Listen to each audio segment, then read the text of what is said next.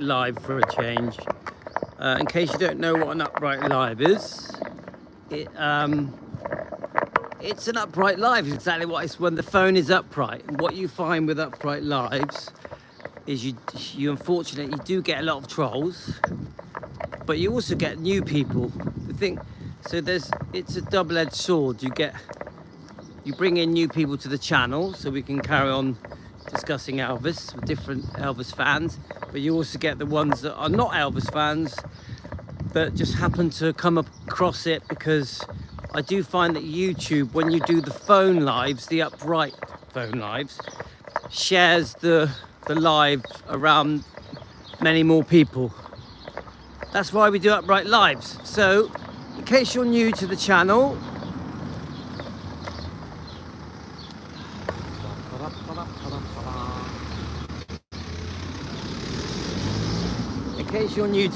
guys, hi Angie.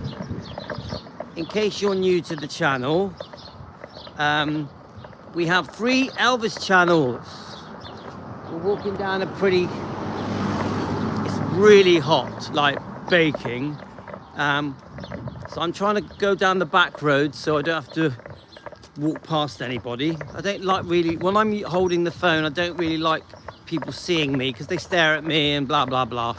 The kids may call out, things like that. I'm asking for problems, so I try and keep it private. So this is called Elvis Presley Long Lost Footage. This channel happened by accident. I used to use it as a storage channel for my Elvis stuff, and for some reason it just has grown and grown. So this channel, surprisingly, is doing okay. Hi Deborah. So obviously we have Elvis Presley Fan on Keto, which is health related, which is another YouTube channel to do with what we eat and our health, as well as Elvis topics. And then we have the main channel that everyone knows, called Defending Elvis. Defending Elvis, the hot potato. Do you know what? I can honestly say that Defending Elvis, the YouTube channel, obviously I'm the host, never ceases to amaze me.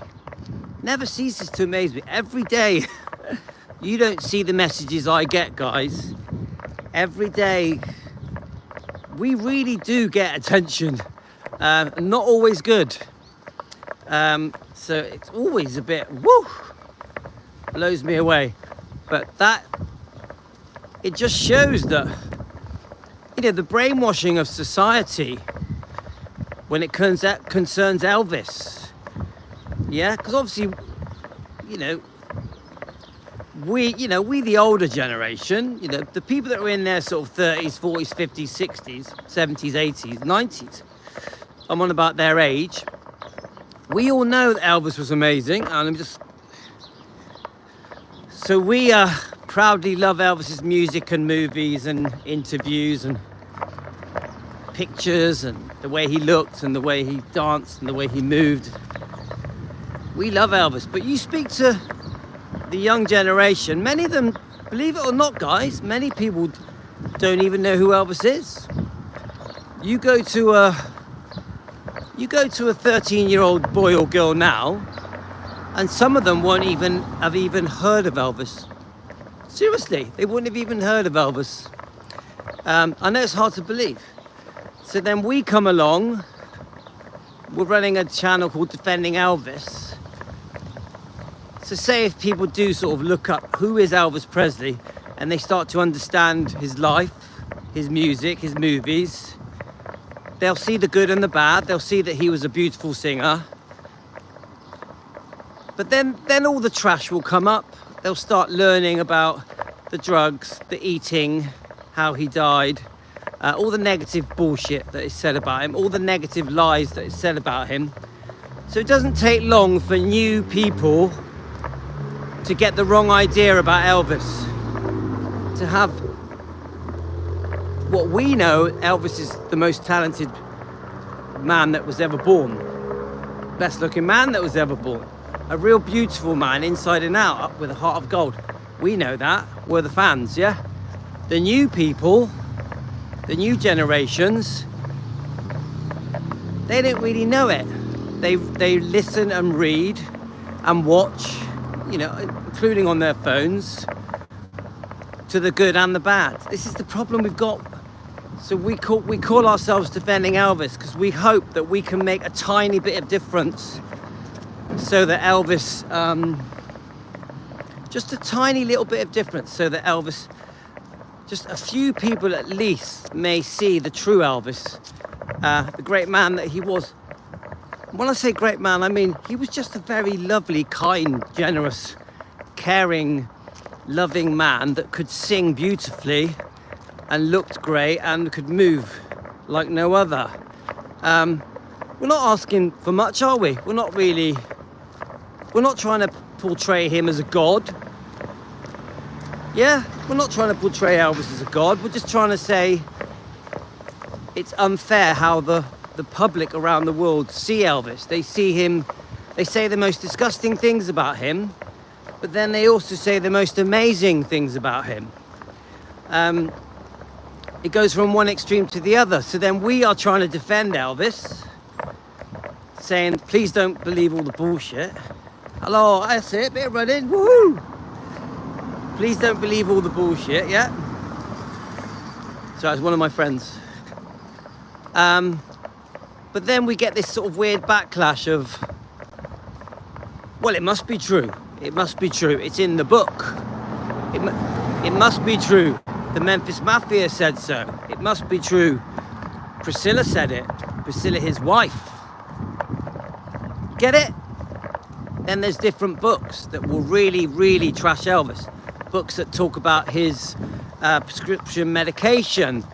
They don't mention the fact that he was sick and ill and unwell for years. They just call him a druggie, a street addict. Wanted to get stoned, get high, when the truth is he didn't. He wanted to get well and feel good. He wanted to be able to sleep. Elvis couldn't sleep. He had the worst insomnia. And I keep saying this a lot lately. The people that trash Elvis the most were the people that were around him the most. Isn't that sad, guys? Don't you think, guys? What do you think? Isn't that sad that the people that make Elvis look the worst are the people that were with him the most? The people that make Elvis look the worst are the people that basically grew up with him, worked with him, lived with him. The people that Elvis helped the most trashed him the most. It's just crazy. So then we will get the odd YouTuber and the odd people trashing Elvis and having a go at us for defending Elvis, telling us off for exposing people that have trashed him. You'll get that. There's a blind loyalty to certain people, so people can't see the truth. They're almost telling us off for trying to share the truth. Does that make sense? They're like, how dare you say this about that person, about this person? You know, and I'm like, well, it happened. People very close to Elvis, I don't even have to name them. People very close to Elvis said the most disgusting things about him. And then they'll say, well, yeah, they say the disgusting things because they happened. Well, no, because their version of the truth may not be the truth. It may be their version of the truth. Some people have secret, how can I say it, underlying resentment. Some of these people may secretly even hate Elvis, jealous of him, envy him. Some of these people may even be glad that he's passed. Do you get what I'm saying, guys? No matter who says something negative about Elvis, we will never really know if what is being said about Elvis from whoever, no matter who they are, is true. We will never know. We will never know the truth. All we can ever really do is defend where we can. Defend where we can. So I'm not sure how well you're getting me, guys. Your comments are not going up and down. So my guess is that the comments are not going through. Please comment now if anyone can. But it does look like there's no comments at the moment, but it doesn't matter. So We are. We have got... Yvonne, can you hear me? Yvonne. Deborah, can you hear me? I'm just making sure that you can hear me okay, guys. So today we were discussing Priscilla Presley. Now, we just found an old clip from a Facebook page called Nessa. Nessa runs a Defending Elvis and Lisa Marie Facebook page. So we found that clip from her and we thank Nessa for it.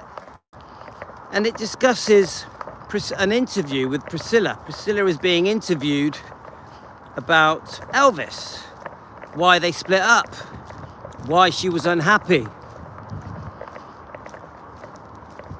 Now, the interview is so unfair because she doesn't tell the truth. She doesn't mention that she was being unfaithful more than once. She doesn't mention that Elvis didn't really want to get married. He wasn't ready for marriage. There's no understanding of the fact that Elvis was committed to a lot of work. Elvis was a workaholic. He was committed to a lot of work. He had to make the movies.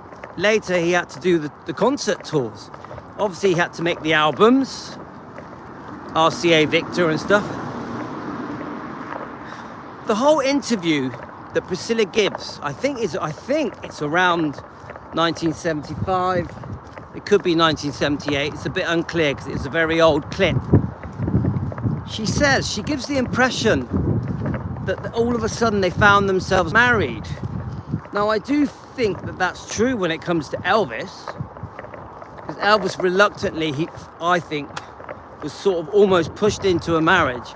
I also think that he almost, because of his moral, the way that Elvis was morally, he did try and please everyone. So I do think that he almost got married to please Priscilla's parents, to please Colonel Tom Parker, maybe even Vernon. He was a Christian man, so maybe Elvis felt that he had to do the right thing with Priscilla, even though he wasn't ready for marriage. There's no way Elvis was ready for marriage when he got married, really, no matter who it was. I don't think he was ready. Now, I think Elvis that became famous is very different than the Elvis before fame. I actually think Elvis before fame probably would have married and had kids much younger. But it wasn't meant to be, because he's the most famous man on the planet. He became the most famous man on the planet. So obviously with that comes many temptations, and women are one of them. And Elvis loved women. He loved female company. So Elvis was never really, whilst Elvis was going through his 20s and 30s, in my opinion, he was never going to be ready for marriage.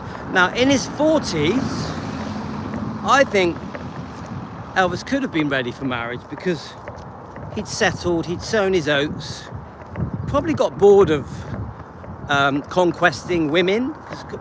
Isn't that pretty standard with men? They get bored with young, free and single existence. That side of life becomes less important, and you more want to be around people that you trust, that you can have a family with, that you can grow with, people that are going to love you in the right way, for who you are, not for your money. So the sun's in my eyes, guys, so I can't see your comments at the moment, but when I change direction, I might be able to see them. So this black and white, old tabloid, it was only a small little write-up. One of the things that Priscilla says is that she felt caged. The headline of the news article says, "I was caged." The problem we have with that horrible statement that she says concerning Elvis, who was so good to her, is that a lot of the public believe it. This is the trickery of a fake book. You write a fake book trashing Elvis, giving the world the impression that you were controlled and groomed. Your every movement was controlled by Elvis. A fake book, so far from the truth, but millions bought it. And even now, 20, 30, 40 years later, people are still bought into the fake book and believe all the trash that's in the fake book. How do you undo that kind of damage that makes Elvis look like this very nasty human being, where really he was a truly beautiful, lovely human being with a heart of gold, a real Christian man? A man who would do anything for anyone, a man who helped so many people, a man who did so much good for charity and just for mankind. Elvis didn't need people to be told that he helped people. He did it for the love of it, because he couldn't help himself. Many of the stories of Elvis helping people were never repeated, were kept quiet.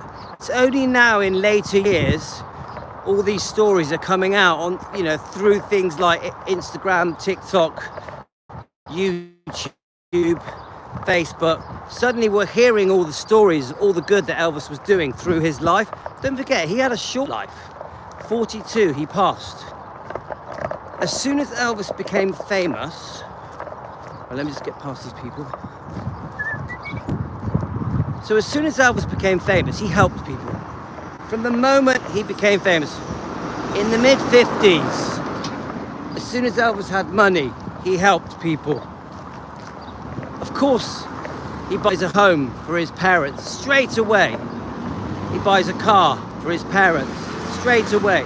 Eventually buying Gracelands for his mum. Elvis didn't want to keep anything for himself. Everybody shared in Elvis' wealth. When Elvis bought Gracelands, his family could live there. His bodyguards were kept close by. Elvis needed bodyguards. He couldn't go anywhere without being surrounded and chased. His fame was so extreme that he had to live at night. He lived through the night.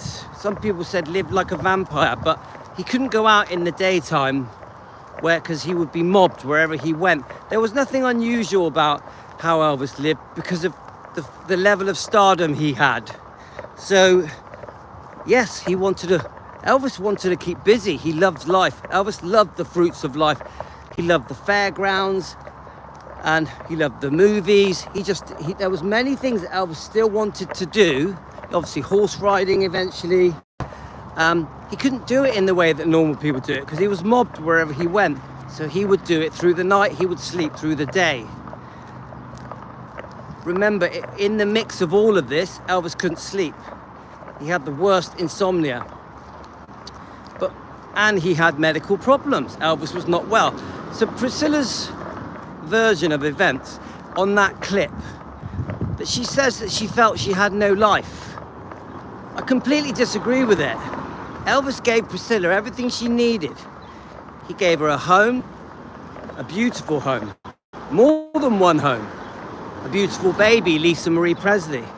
He gave her everything she could ever want, as much freedom as she could ever want. He even married her. I think Elvis gave Priscilla everything, but she will describe her time with Elvis as if she didn't have a life. She didn't have no sense of herself, that she felt caged and trapped.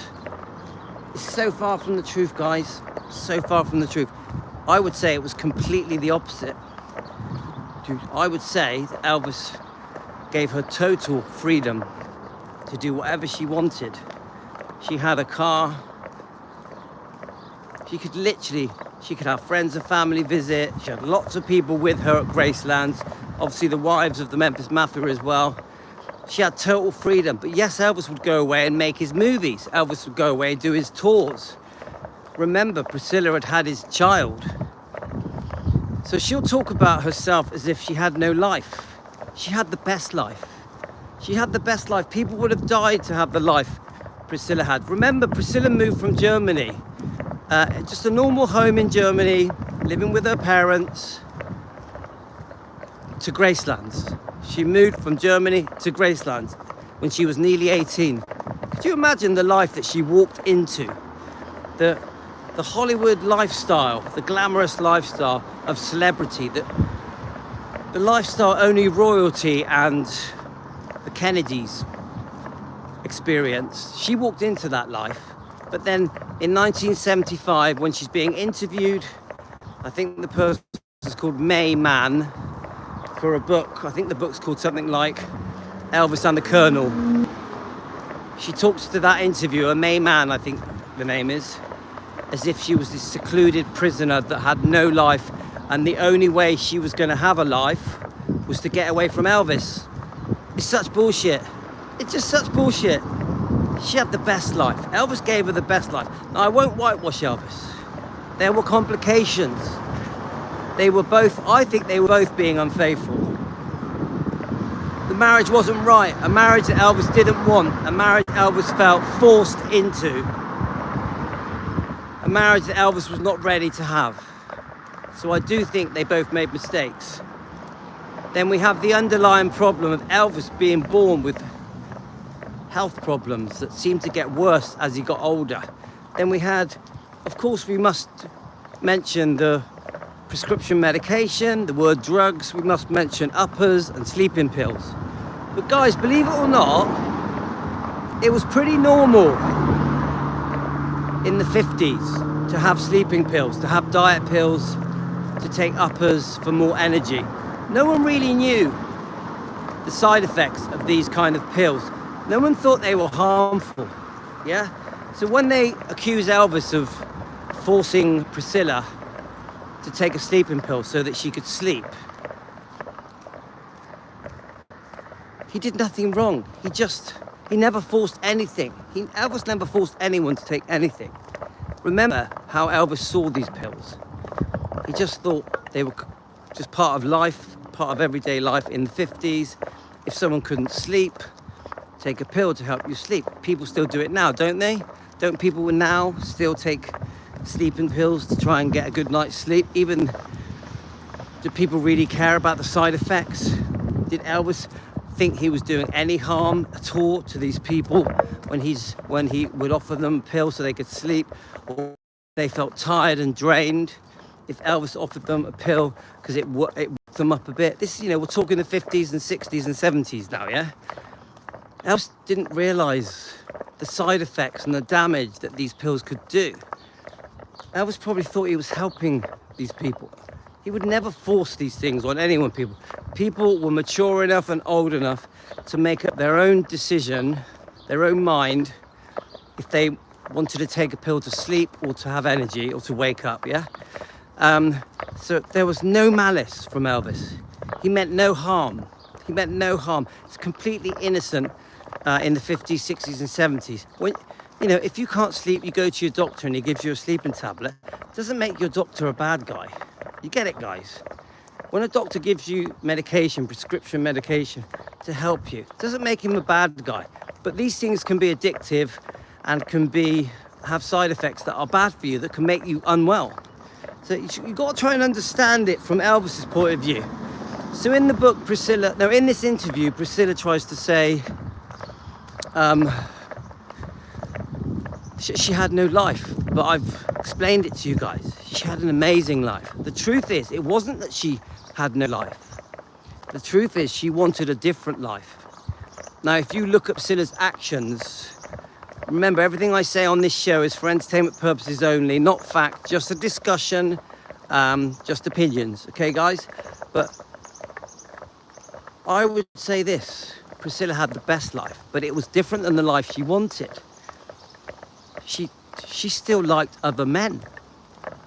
Elvis still liked other women. Do you see it, guys? Everyone blames Elvis as the womanizer. But Priscilla also liked other men. Priscilla had at least 2 affairs during the marriage. A lot of the public don't know. A lot of the public have forgotten that Priscilla was also unfaithful. Do you get what I'm saying, guys? Do you get what I'm saying? But Elvis is the one that's blamed. Elvis is the bad guy. This is the trickery of the books and the interviews that Priscilla gave in the 80s, going all the way through the decades. Interviews that I think twist the truth, trick the general public into showing that she was a poor victim that had no life, that was a prisoner, that was caged, fake news, fake Elvis news. So the point I'm trying to get across here, guys, is that Elvis doesn't deserve it, guys. Elvis didn't deserve the way he has been portrayed by close people to him, especially his ex-wife. He was so good to these people. Elvis, even after they divorced, don't forget, she ran off with the karate instructor and took Lisa Marie away to live with a complete stranger. Lisa Marie, his daughter, dragged away from her home to live with a stranger. Could you imagine how she felt? Could you imagine how Elvis felt? So the point I'm trying to make is, guys, is that Elvis is blamed for everything. Why is Elvis blamed for everything? How is that fair? That Priscilla is seen that she has done nothing wrong, even though she was unfaithful, she was very greedy with the divorce settlements, she wasn't there for Lisa Marie, dumping Lisa Marie into Scientology as well. Lisa Marie, one of Priscilla's boyfriends, allegedly abused her, a guy called Michael Edwards, just an alleged, for entertainment purposes only, but he has said it. Michael Edwards, in his own book that he wrote, has said that he was in love with Lisa Marie when she was a child. Yeah, just an opinion, guys, for entertainment purposes, not a fact. But you get what I'm trying to say to you guys, is that there are so many things that are unfair. So many things that are unfair to Elvis. He gets the bad rap. He gets the bad end of the stick. Priscilla doesn't. Priscilla will still be adored wherever she goes, whatever book she writes, whatever interview she gives. Every word that Priscilla says is treated as truth. No one believes Elvis. No one trusts Elvis. Elvis is the one with the wrecked reputation. Elvis is the one with the wrecked image. Elvis is stuck with the lies, because it is fake Elvis news. So our job at defending Elvis is just to try and do our little bit. We just try and do our little bit to make a difference, to maybe change some people's mind about the reputation of Elvis, the image of Elvis. And maybe if we're very lucky, a few people may think, that's not fair. That just isn't right. The way Elvis has been portrayed is so unfair. Now, recently, we've had Ginger Alden going around, Elvis's last girlfriend, defending Elvis on different interviews, which I think is lovely, yeah? She's making a difference, guys. If we get the high-profile people defending Elvis, if you go on YouTube, you will find loads of things defending Elvis. You'll find loads of interviews, people that were with Elvis, that worked with Elvis, that knew the true man, just how wonderful he was, how lovely his heart was. We need more of it. Unfortunately, we here at Defending Elvis, we do get a backlash. We have many, you'll be surprised, many Elvis fans that think Elvis doesn't need defending, but he surely does. I think some people choose to think that it should be left in the past. It shouldn't be dug up. We should forget about it. We should brush it under the carpet. I'm not prepared to do that. I think we have to do our bit. Unfortunately, the backlash we get goes too far. So every day some days can be quite tough, getting through the days where we are literally insulted again and again and again, just because we defend Elvis, just because we want the truth. The channel Defending Elvis, Fans Want the Truth, is our main YouTube channel. So obviously here we're on Elvis Presley Long Lost Footage, but the channels work together. We defend Elvis and Lisa and the bloodline together. So remember, we have Riley Keough and Finley and Harper, the next generation of people that will be looking after Graceland for many decades, for the fans of the future. So the fans of the future deserve to know the truth, to know the real Elvis, to be told about the books that trash Elvis, that they're not true, that they're unfair, that they twist the truth. We think the fans of the future even need to know that some of the people that were closest to Elvis trashed him. I think the fans need to know that his own ex-wife trashed him. Many of them don't even realise that she was an ex-wife. Many of them don't even know that she was unfaithful. So we're here to do our bit to defend Elvis and Lisa and the bloodline, and we will have to put up with the backlash.